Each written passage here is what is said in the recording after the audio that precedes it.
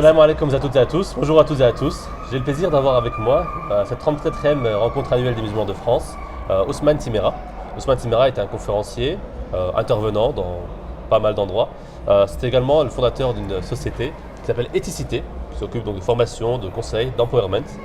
Et ses domaines de prédilection sont la poésie, la théologie, la philosophie et la politique. D'ailleurs, c'est un chef de projet dans la politique de la ville. Tous ces thèmes-là, c'est bien varié. Oui, c'est varié, mais c'est relié parce qu'au fond, le fond commun, c'est l'expression de la vie humaine. On ne peut pas enfermer l'infini et l'expression de la vie humaine dans des domaines particuliers.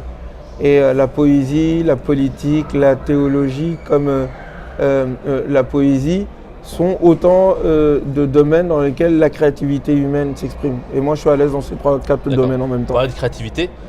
Est-ce une chose qui manque un peu aujourd'hui aux musulmans de France aujourd'hui? On parle d'art, on parle de culture. Est-ce une chose qui manque ou une chose où ils commencent à être bien présents?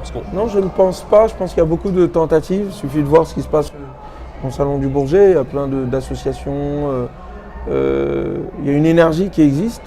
Après, c'est vrai, d'un autre côté, au niveau des réflexions, au niveau de la pensée, notamment théologique et politique, il y a quand même des carcans qui ont du mal à être dépassés. Et donc il faut dépasser un certain nombre de cadres. C'est ce sur quoi je suis en train de travailler en ce moment sur le plan philosophique et théologique, à travers notamment le fait de donner à tout un chacun la possibilité de méditer le Coran. C'est entre autres l'action que je mets en place dans le cas d'Ethicité. D'accord. La formation de lire le Coran. Ces carcans sont d'ordre historique, d'ordre culturel, d'ordre... Elles sont d'ordre politique, culturel, historique, mais aussi au niveau des paradigmes, donc philosophiques et théologiques.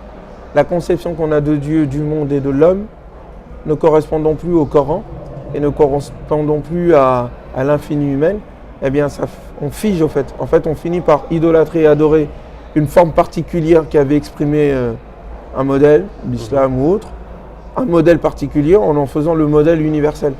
Les modèles doivent évoluer. Est-ce spécifique aux musulmans ou c'est quelque chose de plus universel qu'on peut trouver? Non, ça existe dans tous les peuples. C'est pour ça que dans tous les peuples, il y a eu à chaque fois des tentatives de renouveau, de retour à l'essence première pour dépasser la forme particulière. Pour revenir à la politique, justement, vous dites aussi des carcans de point de politique. On sait qu'on est dans une période électorale aujourd'hui. Ce carcan serait quoi? Serait le fait de bloquer les jeunes issus des immigrations, issus des quartiers sensibles, ce genre de choses, à aller vers la politique, à s'intéresser à la politique, ou quoi exactement? Oui, il y a de tout ça, mais déjà, c'est de la part des gens issus de ces quartiers populaires et issus de l'immigration, c'est à eux aussi de se libérer. Donc la libération ne peut pas venir de quelqu'un d'autre, elle doit venir de soi.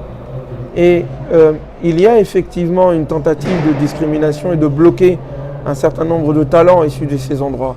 Ils n'ont pas les places qu'ils méritent, ils n'ont pas le rôle qu'ils peuvent jouer dans ce pays. Parce qu'il y a un rapport de force, de dominant à dominé, et ça prend des formes sur le plan de l'argent, sur le plan de la couleur de peau ou autre chose. Mais au fond, le fond commun, c'est la domination. Et donc, c'est à nous aussi de prendre notre place, de ne pas attendre qu'on nous la donne, et de se donner les moyens de se dépasser intellectuellement, philosophiquement, et d'être force de proposition. Et ces rapports de force dominant-dominé ne sont-ils pas aussi existants à l'intérieur même des communautés musulmanes? On parle ici arabes et personnes issues d'immigration africaine, maghrébins, etc. Beaucoup. Il y a des dominations. Déjà entre sachants et non sachants. L'imam ou les chouyours ou les mouftis traitent le reste de la communauté musulmane comme un berger traite son troupeau. Et le reste de la communauté musulmane accepte cela, au lieu d'autonomiser. Je reviens sur mon propos, moi je veux autonomiser les gens. Il faut que les gens aient accès directement à la révélation. Il y a aussi, et il n'y a pas besoin d'être un imam pour lire la révélation. Et ça, c'est ce qui permet à ce qu'il n'y ait pas d'église en islam et qu'il y ait un rapport direct avec Dieu et un rapport direct avec sa révélation. Il y a besoin des outils pour accéder au texte malgré tout. Oui, il faut donner les outils aux gens. Mais l'outil, c'est la langue arabe par exemple, c'est le fait de comprendre. Non, si on ne comprend pas la langue arabe, il y a des traductions. Mais la traduction, c'est pas déjà limitante? Il faut travailler à ce qu'il y ait des traductions correctes. Il y a des traductions extrêmement correctes. Et non, ça c'est des faux prétextes. Même chez ceux qui comprennent l'arabe, pourquoi ils ne lisent pas l'arabe? Pourquoi ils ne lisent pas le Coran? Donc c'est pas un problème de langue. c'est un Je problème. ne dis pas que c'est un problème de langue, mais je dis qu'il y a peut-être d'autres. Non, il faut quand même des outils pour accéder au savoir. Non, c'est une volonté d'abord de dire il faut que je lise le Coran. Ensuite, on se donne les moyens. Mais si cette volonté Ah, mais là, n'existe pas, là, on rentre dans un autre discours, parce que c'est-à-dire que cette volonté nous donnera après accès aux outils. C'est-à-dire que comme on a la volonté, on va vouloir oui, mais accéder aux les outils, c'est nécessaire. Je veux apprendre à conduire. Je ne vais pas dire, puisque je ne sais pas conduire, donc je ne vais pas avoir accès à la voiture. Non, je vais avoir accès à la voiture, donc j'apprends à conduire. Voilà. Donc, je vais avoir accès au Coran, là, donc on donne les moyens de lire le Coran. Le point donc, fondamental, c'est qu'il faut donner aux musulmans, à tout le monde, l'idée d'avoir la volonté d'y aller. Ainsi, il s'autonomisera, il ira chercher les outils, il ira chercher. Mais les outils ne sont pas si compliqués que ça. Il suffit de lire. Lire, c'est tout, savoir lire.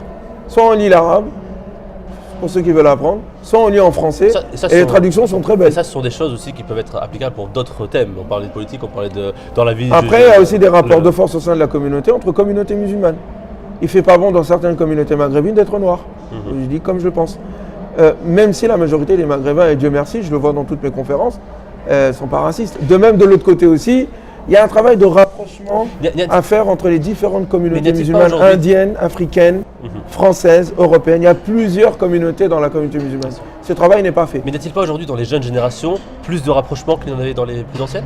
Si, ça existe, mais il y a aussi une régression de la part de certains jeunes. On voit un certain nombre de choses qui se passent dans les mosquées.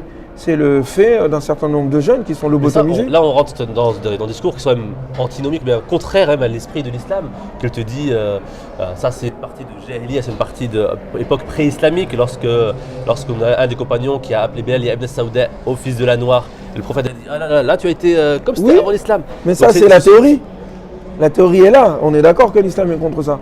Là, on parle des rapports de force qui existent au sein d'une communauté, entre sachants et non sachants, entre différentes ethnies. Il faut penser ça. Et les discours de principe ne suffisent plus. Il faut penser l'organisation, l'interaction et surtout de faire émerger des talents, hommes et femmes. Cette pensée de l'organisation, moi j'ai été dans une association étudiante et j'ai eu l'occasion d'avoir des personnes de différentes origines, des hommes, des femmes, qui ont tous travaillé ensemble et justement il n'y avait pas ces problématiques-là, parce qu'on avait des Sénégalais, des Maliens, des étrangers et des Français d'origine étrangère et des Français d'origine plus que française. Et ça, je me rends compte que ça marche. C'est pour ça qu'il faut nuancer, il ne faut pas généraliser.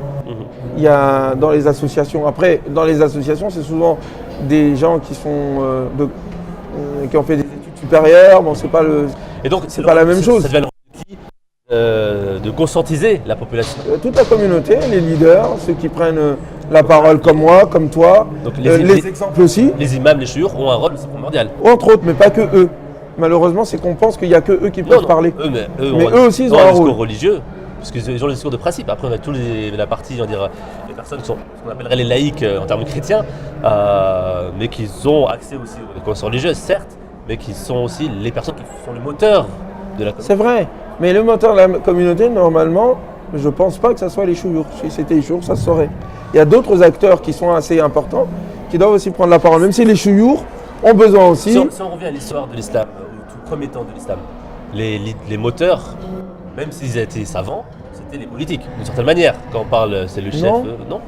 Non, ça je pense que c'est une erreur dans l'interprétation. Le moteur, c'est la communauté. Parce qu'au fond, au fur et à mesure, on a enlevé à la communauté tout rôle.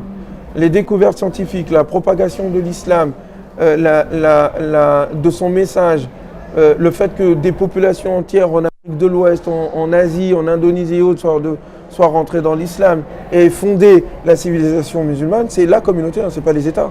Les États ont causé plus de problèmes qu'autre chose. Donc il y a une communauté, c'est pour ça que je reviens sur mon propos, il n'y a pas d'église en islam. Le rôle des intellectuels, des savants, ce n'est pas le rôle d'un berger par rapport à son troupeau, c'est le rôle de personnes qui, comme les autres, font des efforts, juste qu'ils en ont fait plus que les autres. C'est tout. Mais tout le monde a emprunté ce chemin. Et il est bon qu'il y ait une diversité. Moi, je suis très content qu'il y ait des gens comme monsieur le professeur Homero, qu'il y ait des gens comme Mohamed Bajrafil, à côté de personnes comme Tariq Oubrou, Tariq Ramadan. Bon, moi, ma petite personne est là aussi, mais c'est bien de montrer que, au-delà du discours, que quand on parle de fraternité et de diversité internationale d'une communauté telle que l'islam, c'est dans les faits. Et là, c'est en train d'émerger. C'est vrai que d'un autre côté aussi, je disais, il y a des gens qui disent ça fait du bien de voir un noir qui parlent. Et d'autres disent aussi, bon moi ça me fait bizarre, parce que déjà quand j'étais petit, je disais moi j'étais pas noir, je suis marron, moi, je suis un peu plus foncé en plus, un peu bronzé. Mais au-delà de ça, il est normal que dans les premières générations, il n'y avait pas des Asiatiques, il n'y avait pas des Européens et qu'il n'y avait pas des Africains, parce qu'on était jeunes. Moi je suis la deuxième génération, alors que les Maghrébins sont là depuis plus longtemps. Donc voilà, c'est normal, les choses évoluent tranquillement. Et, même si on parle de la et pensée se font. musulmane, il faut aussi que comme une communauté en France jeune, la pensée musulmane de France, c'est sûr qu'elle prend son temps dans tous les cas. Elle va prendre son temps, mais c'est vrai qu'il faut prendre conscience. Il y a une diversité, il y a plusieurs manières de vivre l'islam chez les musulmans. Et que le fait qu'on soit omnibulé par la manière maghrébine de vivre l'islam, c'est pas bon pour l'islam de France, c'est pas bon pour la France elle-même, c'est pas bon pour les Maghrébins eux-mêmes. Il faut diversifier. D'accord. Nous sommes ici à la 34e rencontre annuelle des musulmans de France. Donc, on a le plaisir de vous voir intervenir dans différents podiums. Un petit remarque, un aperçu, donc vos sentiments.